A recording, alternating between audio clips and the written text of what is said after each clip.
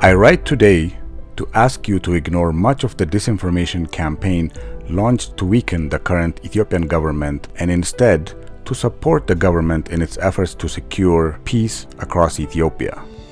My primary purpose is to briefly provide a perspective on the current affairs as an Ethiopian American and hopefully earn your support for the current Ethiopian government's effort to secure peace from the old Stalinist junta. I am writing this to help you have a more objective and transparent picture of what has been transpiring in Ethiopia, for unfortunately, there has been a well-orchestrated campaign of misinformation to demean and weaken the Ethiopian state. This malicious campaign against the Ethiopian state has been coordinated, bankrolled, and unleashed from the diaspora TPLF sympathizers who had all the privileges under the minority TPLF regime for several decades. Although they are the minority, these sympathizers are the most vocal and well-resourced group of Ethiopian diaspora community in the United States because of the decades-long bountiful preferential treatment with funds siphoned off the state. The TPLF cruelly ruled over Ethiopia for almost 3 decades. In 1991, the Tigray People's Liberation Front, TPLF, took power in Ethiopia. The TPLF was a communist party composed primarily of Tigrayans from the northern region of Ethiopia. Keep in mind that a diverse nation the size of California and Texas came under the control of a very select few, representing 6% of Ethiopians. Under TPLF's regime, Ethiopia became an oligarchy rife with corruption and embezzlement where TPLF completely controlled the market. Many Ethiopians experienced gruesome atrocities such as sexual violence, castrations, kidnappings, extrajudicial executions, and genocide merely because of their political views or ethnicity. The new Ethiopian government was established by popular protests and reaffirmed through free and fair elections. The new Ethiopian government opened the economy to all Ethiopians.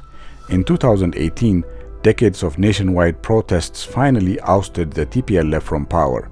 Under the direction of Prime Minister Abiy Ahmed Ali, a Nobel Peace Laureate, Ethiopia has ended the decades-long conflict with Eritrea, established economic relationships with its neighbors, and opened the economy for entrepreneurs and private markets.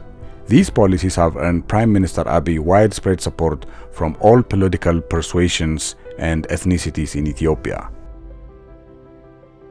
The well-funded TPLF began a Pearl Harbor-like assault and a misinformation campaign.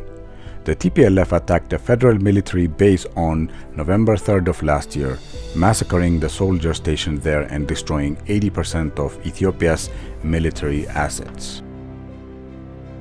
The Ethiopian government unilaterally declared a ceasefire and withdrew from Tigray region despite winning the war within 3 weeks, in part to heed to the pressure from the international community.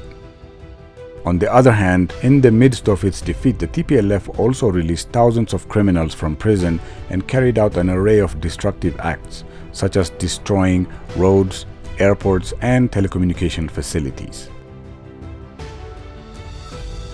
During the past several months, the group's remnants have additionally remained busy organizing terrorist cells and death squads to conduct sabotage and reprisals, block humanitarian assistance, and carry out assassinations.